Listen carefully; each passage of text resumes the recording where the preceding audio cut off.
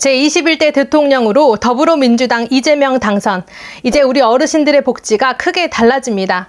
앞으로 기초연금과 국민연금이 어떻게 달라지는지 뿐만 아니라 25만 원 지원금에 대한 소식까지 알차게 준비했습니다. 이재명 대통령의 어르신 복지 공약 중 핵심 10가지도 함께 알려드릴게요. 나의 노후가 어떻게 달라지는지 지금 바로 확인해 보시죠. 안녕하세요. 시니어들이 우대받는 세상 시니어우대TV의 시우쌤입니다. 요즘 가장 많이 물어보시는 게 있습니다. 이재명이 대통령 되니까 진짜로 돈 주는 거예요? 결론부터 말씀드리면 네, 실제로 준비 중입니다. 이재명 대통령은 취임 직후 국정 제1의 목표를 경제 회복에 두고 총력전을 펼칠 계획인데요. 지난달 편성된 1차 추경안 13조 8천억 원에 21조 원가량을 더해 민생 경제 살리기에 쓰겠다고 합니다. 지원금 지급 방식은 지역화폐 형태이고요.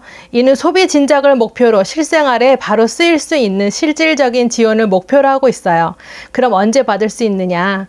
6월 중 추경안이 국회를 통과하면 빠르면 7월부터 지급이 시작될 수 있습니다. 전 국민 1인당 사용 기한이 정해진 25만 원의 지역 화폐를 지급하고요. 이번 지급은 전 국민 보편 지급을 기본으로 하되 일부에서는 고소득층 환수 또는 선별 방식도 논의되고 있습니다. 10%의 예산만 갖고도 100% 효과를 낼 수 있는 게 지역사랑 상품권이라고 하는데요. 국가 재정을 마중물 삼아 경제 선순환을 되살리겠다는 새 정부의 움직임이 지역 경제의 활기를 불어넣을 수 있을지 주목됩니다. 이번 25만 원 지원금 지급 외에도 이재명 정부의 어르신 복지 정책 10가지가 더 있는데요. 첫 번째, 기초연금 부부 감액 제도 폐지. 기초연금은 단독가구 기준 월 최대 34만 2,510원까지 나옵니다. 그런데 부부가 모두 기초연금을 받을 경우 각자의 기초연금액에서 20%씩 감액이 되는데요. 예를 들어 단독가구 최대액 34만 2,510원의 2배는 68만 5,020원이잖아요. 그런데 부부가 같이 받으면 각각 20%씩 감액되어 54만 8천 원으로 13만 7,020원을 적게 받는 셈입니다. 한 사람당 약 27만 원 정도밖에 못 받는 건데요. 1년이면 두 분이 합쳐 무려 164만 원가량 적게 받게 됩니다. 결국 이런 구조는 일부 어르신들의 위장 이용까지 감수하게 만든 제도적 모순으로 이어졌어요. 또한 이 부부 감액 제도는 형평성 논란이 제기되어 왔던 문제인데요. 예를 들어 92세 어머니와 67세 아들이 함께 사시는 노인 가구는 각각 기초연금을 그대로 다 받습니다.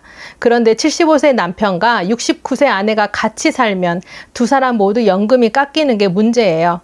그래서 이재명 대통령은 기초연금에서 부부 감액 제도를 단계적으로 폐지하겠다는 정책을 발표했습니다. 앞으로는 부부든 단독이든 같은 금액의 연금을 수령하게 되는데요.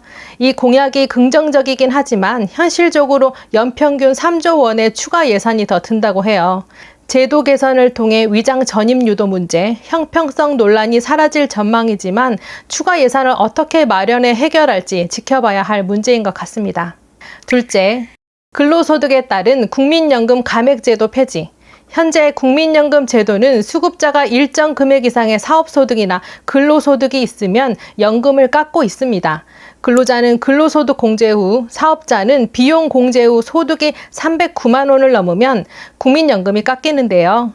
초과액에 따라 적게는 5%, 많게는 연금액의 50%까지 삭감됩니다. 수급 기간 내내 감액되는 것은 아니고요. 5년간 깎이는데요. 정부는 국민연금을 개인의 저축이 아니라 사회보험으로 보기 때문에 저소득층이나 약자 계층에게 상대적으로 더 큰 혜택이 돌아가게 만드는 공적 보험으로 만들었습니다. 그래서 소득이 일정 금액보다 많으면 연금이 깎이는 제도를 그동안 지속해 왔는데요. 이렇게 연금이 깎이는 분들이 2024년 기준으로 13만 7,061명이라고 해요. 일부 수급자들은 일을 하면 오히려 손해보는 구조가 지속된 건데요.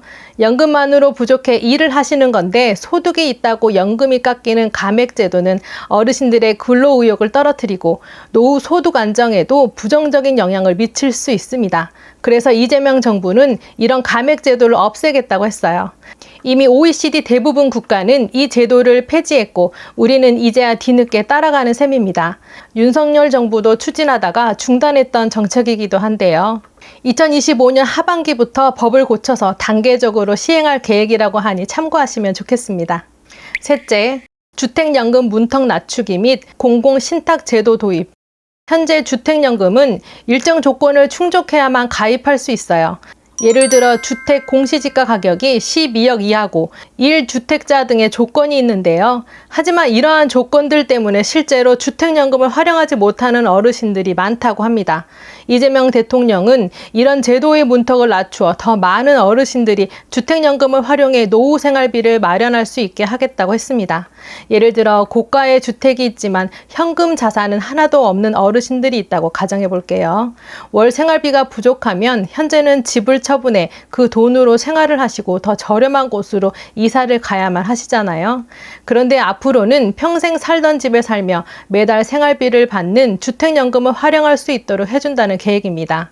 실제로 평생 서울, 경기 수도권에 집 한 채 장만하시고 현금 유동자산이 별로 남지 않은 어르신들이 80%가 넘는다고 해요.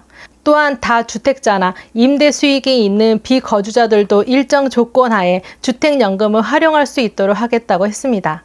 다만 우려되는 부분은 주택연금 대상자가 늘어나면 한국주택금융공사의 지급재원 확보와 유지 문제가 어떻게 될지 꼼꼼한 검토가 필요하다고 생각하는데요. 그리고 공공신탁제도도 도입한다고 합니다. 어르신 중에는 치매나 장애, 고령으로 인해 자산은 있지만 관리가 어려운 분들이 계세요. 혹은 자녀나 지인에게 맡긴 재산으로 인해 피해를 보는 경우도 꽤 많으신데요. 사기 피해나 보이스피싱도 굉장히 많이 일어나고 있죠.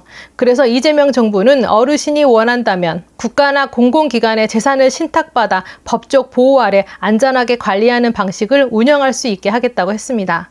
예를 들어 75세 홍길동 어르신은 노후에 보살펴준다는 아들에게 집을 넘겼다가 분쟁이 발생했는데요.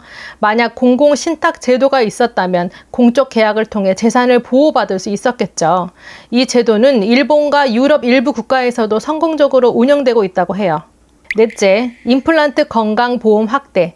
현재 만 65세 이상 어르신은 평생 2개까지 임플란트의 건강보험이 적용되며 본인 부담금은 30%입니다. 하지만 이가 약하신 어르신이라면 임플란트 2개로는 해결되지 않죠. 그래서 추가 비용이 많이 들어가기에 치료를 미루시는 어르신들이 많으신데요. 이재명 정부는 적용 연령을 만 60세로 하향해 더 많은 분들에게 혜택이 가능하도록 확대하고 만 65세 이상에 대해서는 추가 2개를 더 지원해 최대 4개까지 건강보험 적용을 추진하겠다고 했습니다.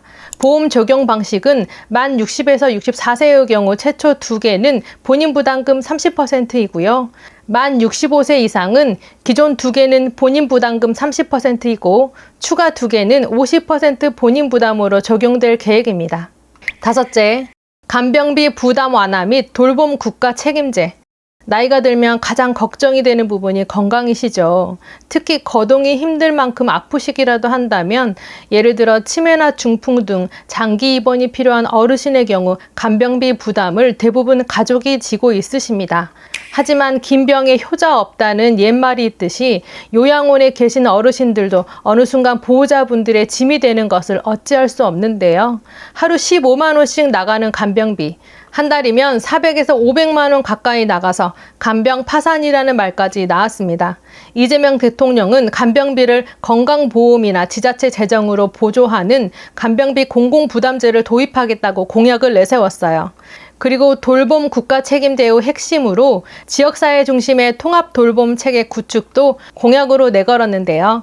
어르신들과 그 가족들의 간병 파산을 넘어 간병 살인까지 발생할 정도로 심각한 간병비 문제를 더 이상 환자와 보호자 책임으로 둘 수 없다는 이유입니다. 그리고 의료 쇼핑 통제 등 재정 부담 최소화 장치도 포함이 될 것으로 보이는데요. 하지만 적용 범위에 따라 연간 최소 10조에서 15조 원 이상의 재정 규모가 소요될 예상이라 이 많은 금액을 어떻게 마련할지 지켜봐야 할 문제입니다. 여섯째, 노인 주치의 제도 확대. 이 제도는 어르신 한 분당 주치의 한 명이 전담하여 건강을 꾸준히 살펴보는 제도입니다. 쉽게 말해 늘 가는 단골 의사가 생기는 건데요. 병원을 여기저기 옮겨 다니다 보면 진료 기록이 흩어지고 약이 중복 처방되거나 치료가 늦어지는 문제가 생깁니다. 특히 고혈압이나 당뇨처럼 만성 질환이 많은 어르신들의 경우 꾸준한 관리가 꼭 필요한데요. 하지만 의료 시스템이 끊어져 있는 경우가 많죠. 앞으로는 국가가 지정하거나 어르신이 선택한 의사가 본인의 건강 상태, 복용약, 병력 등을 계속 관리해주는 구조로 바뀝니다. 그러면 약을 겹치게 먹거나 불필요한 병원 방문을 줄이고 더 체계적으로 건강을 챙길 수 있게 되는데요. 아직 전국 시행은 아니고 시범 사업을 거쳐 전국 확대 예정입니다. 의료계와 협의 중이며 재정 지원과 제도 설계가 함께 논의되고 있는 상태예요. 7째, 정년 연장 및 공공형 노인 일자리 확대. 지금은 60세에 직장에서 퇴직하는데 국민연금은 65세부터 나옵니다. 이 5년 동안 소득이 뚝 끊기니 생계가 막막하시잖아요.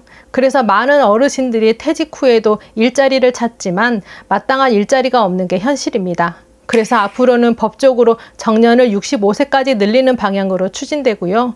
공공형 노인 일자리는 이렇습니다. 지금도 일자리는 있지만 대부분 단순 노동, 짧은 시간, 낮은 임금입니다. 이재명 정부는 이런 방식에서 벗어나 어르신의 경험과 능력을 살릴 수 있는 공공형 일자리를 확대한다고 하는데요. 어떤 일자리가 생기느냐? 안전 통학 도우미, 복지관 안내 보조, 도서관 정리, 생활환경 지도 등 지역사회에 도움이 되고 보람도 느낄 수 있는 맞춤형 직무 중심입니다. 신청 방법도 간단하게 바꾸고 정보 접근이 어려운 어르신들을 위해 안내 서비스도 강화할 예정이라고 해요. 8번째, 경로당 주 5일 급식 지원 확대. 지금은 전국 경로당 중 약 42%만 급식을 운영하고 있고 운영하더라도 대부분 주 2, 3일만 점심이 제공됩니다. 현재 경로당 급식 제공 여부는 지자체마다 큰 차이가 존재하는데요. 예를 들어 23년 기준 충북의 경로당은 93%, 대구는 1% 정도만 급식 제공이 되고 있었어요. 이 때문에 혼자 끼니를 해결하기 어려운 어르신들은 영양 불균형이나 고독감 문제에 시달리고 계십니다. 실제로 일부 지역에서는 밥 먹으러 경로당 가는 게 하루 중 유일한 외출이라는 어르신들도 계신다고 해요. 그래서 이재명 정부는 전국 모든 경로당에서 주 5일 점심 제공을 목표로 하고 있습니다. 식단도 다양하게, 식재료도 건강하게, 질까지 개선하겠다는 계획인데요. 서울 은평구 등 일부 지자체에서는 이미 주 5일 급식을 시범 운영하고 있으며 그 결과 경로당 방문 어르신 수가 30% 이상 증가, 영양 상태도 눈에 띄게 개선됐습니다. 2024년 말 국회를 통과한 노인복지법 개정안에 따라 중앙정부 지원 예산도 확보된 상태이고요. 전국 확대는 시간 문제라는 평가입니다. 9번째, 생계급여 부양의무자 기준 전면 폐지. 현재 기초생활보장제도에서 주거급여, 교육급여는 부양의무자 기준이 이미 폐지가 됐는데요. 하지만 생계급여는 부양의무자 가구의 연소득 1억 3천만 원 이상, 재산 12억 원을 초과할 경우 받지 못하십니다. 심지어 의료급여는 부양의무자 기준을 더 엄격하게 보고 있는데요. 손진희님의 댓글입니다. 아들이랑 연락도 안 하고 지내는데 아들이 1억 이상 벌면 수급 신청 못하나요? 이렇게 남기셨습니다. 이렇게 부양의무자의 소득과 재산이 기준을 넘는 분, 부양의무자가 있지만 연락을 끊고 지내시는 분, 또는 부양의무자에게 의료급여 신청한 사실을 알려지는 게 부담스러운 분 중에는 생계 의료급여를 받지 못하시는 분들이 많으세요. 앞으로 이재명 대통령은 기초수급자의 부양의무자 기준을 완전히 폐지하겠다고 했습니다. 이제 자녀가 있지만 실제 도움을 못 받는 분들도 본인의 소득과 재산만으로 신청하시면 가능해지게 되는 거예요. 아직 정확한 시행 시기는 나오지는 않았지만 형편이 어려우신 많은 분들을 위해 빨리 시행되길 바랍니다. 그리고 얼마 전 이슈가 됐던 의료급여 정률제에 대한 철회는 따로 언급된 것이 없었어요. 자, 이렇게 이재명 대통령이 약속한 어르신 복지 정책을 하나씩 살펴봤는데요. 기초연금 감액 폐지부터 임플란트 확대, 간병비 지원, 정년 연장까지 그야말로 이런 세상이 오면 얼마나 좋을까 싶은 내용들이 많았습니다. 하지만 솔직히 말해서 걱정도 되는데요. 이 많은 정책을 과연 나라 살림으로 감당할 수 있을까요? 지금도 국가 부채는 쌓이고 있고 세금 걷는 것도 예전 같지 않다는데 이런 복지를 오래도록 유지할 수 있을지 의문이 드는 것도 사실입니다. GTR 구독자님의 댓글입니다. 받는 거 좋아하지 마라. 후손들이 다 갚아야 할 돈이다. 우리나라 부채가 얼만데 그거 남아도는 돈 주는 거 아니다. 지금 주는 거 다 생색내기다. 이렇게 남기셨습니다. 이 외에도 많은 분들이 나라 재정과 빚 걱정을 하셨는데요. 좋은 정책도 결국 실현 가능한 예산과 실행력이 뒷받침돼야 하겠죠. 그래서 우리는 더더욱 관심을 가져야 합니다. 정책이 발표된 걸로 끝나는 게 아니라 정말 바뀌는지 우리 삶이 나아지는지 지켜보는 눈이 필요합니다. 이렇게 많은 분들이 지켜보겠다고 남겨주셨네요. 댓글 감사합니다. 구독자분들에 한해 이렇게 매번 댓글을 영상에서 읽어드리고 있습니다. 여러분들은 이재명 대통령의 새 정부가 출범되고 꼭 이루어졌으면 하는 변화는 무엇인가요? 댓글로 여러분들의 생각과 응원 한마디 꼭 남겨주세요. 우리 어르신들이 더 이상 억울하지 않은 세상이 되면 좋겠습니다. 구독과 좋아요는 제가 영상 제작하는 데 아주 큰 힘이 됩니다. 감사합니다.